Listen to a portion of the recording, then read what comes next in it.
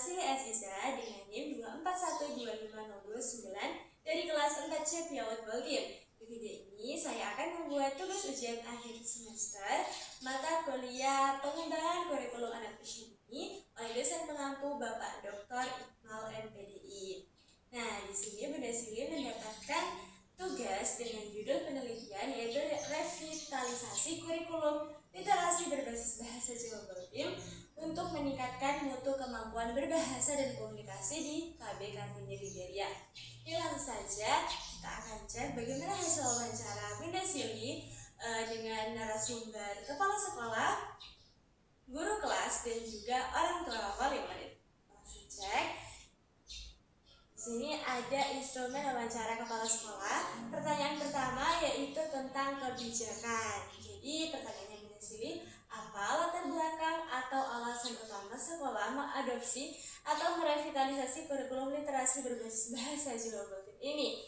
Adapun kepala sekolah menyatakan bahwa sekolah mengadopsi kurikulum literasi berbasis bahasa Jawa ini untuk melestarikan bahasa daerah sejak dini. Yaitu benar sekali, karena kami sebagai guru ataupun orang tua harus melestarikan bahasa lokal agar tidak hilang, serta memperkenalkan identitas budaya lokal kepada anak. Selain itu, program ini diharapkan dapat meningkatkan kemampuan berbahasa dan komunikasi anak melalui kosakata yang dekat dengan kehidupan sehari-hari mereka. Jadi karena mungkin mereka juga kan tiap hari mendengar kami sebagai guru ataupun orang tua di rumah menggunakan bahasa Jawa, dari situ pula mereka akan semakin dekat, pastinya akan semakin dekat mendengar dan mendengar, mereka akan terbiasa. Karena seperti yang saya lihat ya, contohnya adik saya sendiri, karena dia adalah anak-anak yang disebut dengan Gen Alpha, di mana mereka lebih ke modern, digitalisasi banget. Jadi tiap hari mendengarkan di handphone, di televisi, kayak sudah canggih itu tiap hari menggunakan bahasa Indonesia, sehingga mereka kadang kurang paham mengenai bahasa lokal ataupun bahasa Jawa ini tadi. Pertanyaan kedua ada tentang perencanaan. Lalu pertanyaannya, bagaimana proses penyusunan dan kesiapan pihak sekolah termasuk pelatihan guru dalam menerapkan kurikulum ini? Dan hasil wawancaranya, penyusunan program dilakukan melalui rapat bersama kepala sekolah dan guru dengan menyesuaikan kurikulum merdeka serta karakteristik peserta didik. Kita sesuaikan dengan anaknya ya pastinya. Guru diberikan pengarahan dan pendampingan mengenai penggunaan kosakata bahasa Jawa Balkim serta cara mengintegrasikannya dalam kegiatan pembelajaran harian. Sebagai kepala sekolah dan juga guru pasti saling berkomitmen, saling berkontribusi untuk bagaimana cara pembelajaran yang terbaik terhadap anak usia dini tadi. Namun tetap harus menyesuaikan dengan kurikulum yang ada di sekolah masing-masing. Oke, kita lanjut lagi ke pertanyaan ketiga mengenai dampak umum. Lalu saya bertanya kepada kepala sekolahnya, menurut pengamatan Anda, bagaimana sih perubahan mutu kemampuan berkomunikasi anak secara umum sejak kurikulum ini berjalan? Lalu hasil wawancaranya, menurut kepala sekolah, anak di KBKT ini menjadi lebih berani berbicara, lebih aktif berinteraksi dengan guru ataupun teman, serta mampu menggunakan beberapa kosakata bahasa Jawa dengan tepat. Karena kemampuan menyimak, menjawab pertanyaan, dan menyampaikan pendapat juga menunjukkan perkembangan yang baik. Sebagai kepala sekolah juga harus bisa, yang pastinya bagaimana sebenarnya yang terjadi harus bisa dikelola dengan baik. Karena anak-anak juga kan pasti ketika kita memberikan kosakata, menambahkan bahasa yang baru, maka dari situlah tumbuh anak itu bisa lebih berani dan percaya diri dalam menyampaikan ataupun berbicara dengan lebih baik. Terus ada pertanyaan keempat, saya bertanya tentang hambatan, kendala atau manajerial, fasilitas apa saja yang dihadapi dalam penerapan tentang ini bahasa Jawa ini tadi. Terus kepala sekolah mendampinginya bahwa kendala yang dihadapi di sekolah ini yaitu masih terbatasnya media pembelajaran berbasis bahasa Jawa. Selain itu, dukungan penggunaan bahasa daerah di lingkungan rumah belum merata sehingga perlu adanya kerjasama dengan orang tua.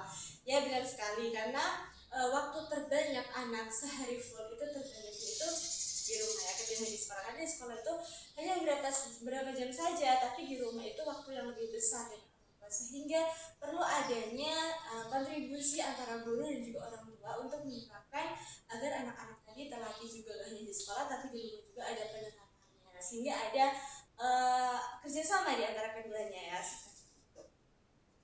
Oke, kita lanjut ke instrumen wawancara guru kelas. Jadi pertanyaan pertama yaitu tentang metode pembelajaran. Saya bertanya kepada guru kelas di situ, kepada bundanya, bagaimana sih teknik atau metode dalam menyelipkan literasi berbasis bahasa Jawa Kultif ini ke dalam kegiatan bermain sambil belajar dalam kegiatan sehari-hari. Terus bundanya menyampaikan bahwa saya mengenalkan kosakata bahasa Jawa ini melalui kegiatan bernyanyi, terus bercakap-cakap saat kegiatan pembukaan, bermain peran, bercerita, serta tanya jawab sederhana. Ya, ini harus dilakukan sih karena menambah keahlian bahasa terhadap anak tadi untuk komunikasinya ya.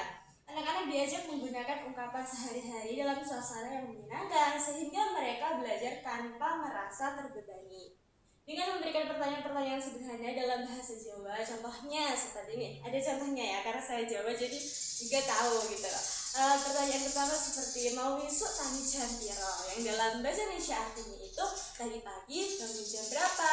Dengan begitu anak bisa dengar setiap hari, mulai tahu kan sedikit demi sedikit kosakata Jawa itu seperti apa. Terus ada pun pertanyaan kedua yang guru sering tanya dengan bahasa Jawa, mau sarapan apa urung? Itu dalam bahasa Indonesia yang berarti tadi sudah sarapan atau belum, seperti itu. Jadi ya menurut saya benar ketika kita tiap pagi, tiap hari itu menanyakan hal-hal yang serupa seperti ini yang penting dengan bahasa Jawa, maka mereka akan mulai terlatih ya, seperti itu. Oke, kita lanjut. Di sini ada pertanyaan kedua tentang media.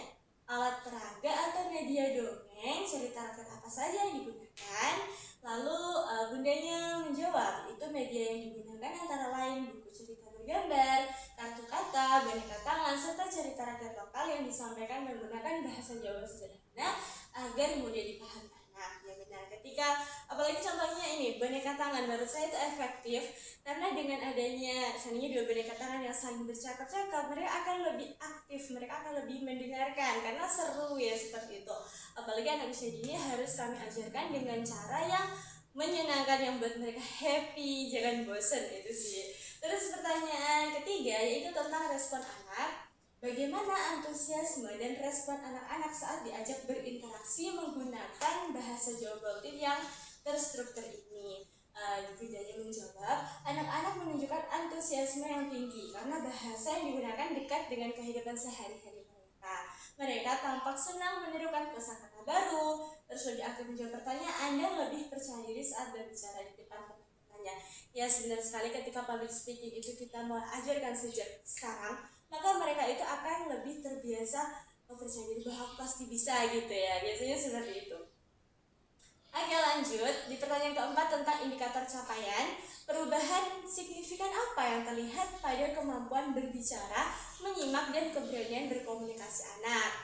Di hasil wawancara terlihat peningkatan pada kemampuan anak dalam menyimak instruksi, itu kata bundanya ya, menambah kosakatanya, juga menjawab pertanyaan dengan lebih jelas dan berani mengungkapkan pendapat, bercerita di depan kelas menggunakan bahasa Indonesia maupun bahasa Jawa sederhana. Alhamdulillah, menurut saya dari penelitian yang saya lakukan, guru-guru dan juga kepala sekolahnya itu berhasil menerapkan bahasa Jawa tadi agar tidak hilang, agar tetap lestari untuk kehidupan sehari-harinya mereka ya, walaupun mereka adalah gen alpha, gen beta, tapi harus tetap diajarkan agar mereka tetap mengembangkan, jangan sampai hilang. Ya Allah, kasihan banget kalau hilang ya bahasa-bahasa ini gitu. Oke, kita next ke instrumen wawancara orang tua atau wali murid.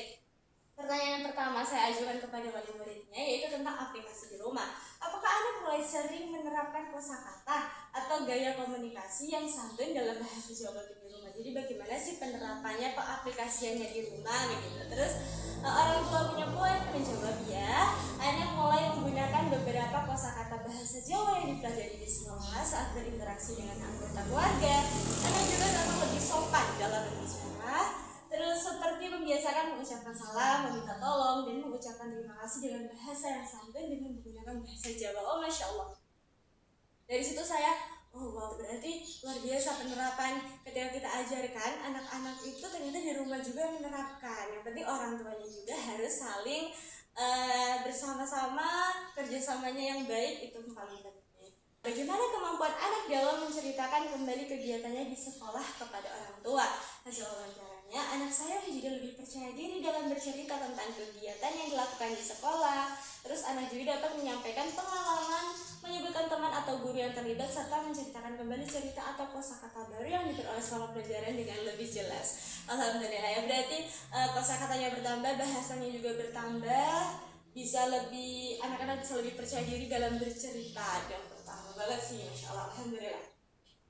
Lanjut, ada instrumen observasi perkembangan anak di habitat Liberia yang saya lakukan ini pada saat saya melakukan penelitian. Ada 10 siswa, ada 10 anak, maka di sini saya menggunakan sampel 10 anak tersebut, di mana ada menyimak lagu dengan baik, terus menyanyikan lagunya, menyebutkan minimal 5 kosakata Jawa, menghubungkan gambar, juga menjawab pertanyaan sederhana, berani tampil di depan kelas, juga menunggu giliran saat bermain. Alhamdulillah, dari 10 anak ini ada yang mulai berkembang sesuai harapan. Alhamdulillah semuanya tapi sudah mulai tahu gitu, karena memang penerapan ya yang dilakukan oleh guru dan juga oleh orang tua itu yang membuat mereka lebih percaya diri untuk bisa pastinya.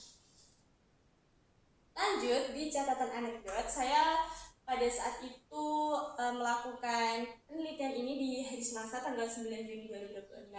Saya melakukan penelitian catatannya mengenai peristiwa yang diamati dan interpretasi perkembangan.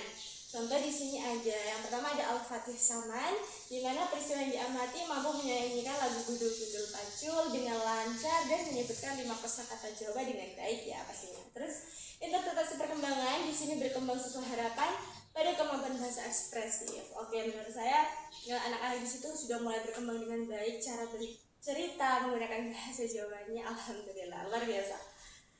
Ya, kita next.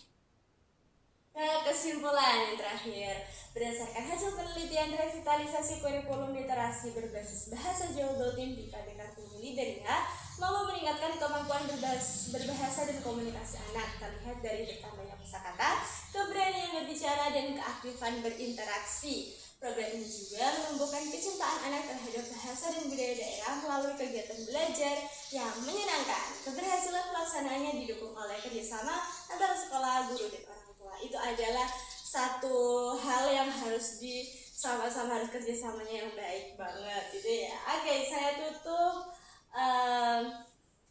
presentasi saya ini dengan pantun pastinya. Mentari senja telah tenggelam, hujan turun mulai terjatuh. Ku tutup presentasi ini dengan salam. Wassalamualaikum warahmatullahi wabarakatuh. Sekian dan terima kasih. Dadah semuanya.